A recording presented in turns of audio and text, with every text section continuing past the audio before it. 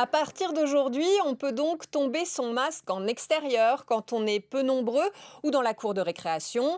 La mesure était plutôt attendue pour le 1er juillet, mais les chiffres de l'épidémie montrent un net recul de la circulation du virus.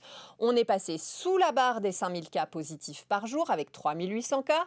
Il y a moins de 2000 patients en réanimation et il n'y a plus que 9 départements avec un taux d'incidence supérieur à 50. En plus, le déconfinement n'a pas montré de rebond épidémique avec le retour en classe des élèves ou du sport en salle où pourtant on ne porte pas de masque pendant les exercices. Le site Covid Tracker a même regardé ce qui s'était passé le 23 mai dernier quand des milliers de supporters lillois se sont rassemblés dans les rues de la ville sans beaucoup de masques ou de distanciation sociale pour fêter la victoire de leur club de foot en championnat de France.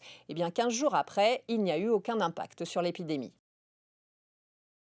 Même s'il y avait des doutes l'an dernier face à ce nouveau coronavirus, plusieurs chercheurs envisageaient déjà qu'il se comporte de façon saisonnière, un peu comme la grippe.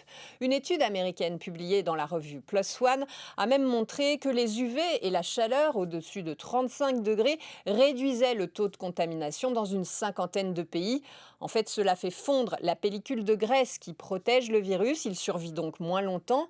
Et si vous vous inquiétez pour votre masque, vous allez plus souvent manipuler, eh bien sachez que les contaminations par les mains sont très rares, même s'il est toujours conseillé de bien se les laver avant de toucher son masque. La vaccination aide aussi à réduire l'épidémie. C'est d'ailleurs la raison avancée par le Centre de contrôle des maladies aux États-Unis, où le masque n'est plus obligatoire ni à l'intérieur ni à l'extérieur pour les personnes complètement vaccinées, et ce depuis un mois. Une grande analyse du centre a montré que les vaccins étaient non seulement efficaces contre les formes graves du Covid, mais aussi contre les infections. Les quelques personnes vaccinées qui tombent quand même malades sont moins contagieuses que celles qui ne sont pas vaccinées. Mais c'est surtout l'hiver prochain, quand le virus retrouvera ses conditions météo de transmission préférées, que l'on verra vraiment l'efficacité des vaccins, à condition qu'un variant ne vienne pas jouer les troubles faits dès cet été. Donc on enlève le masque en extérieur, mais mieux vaut en garder en stock.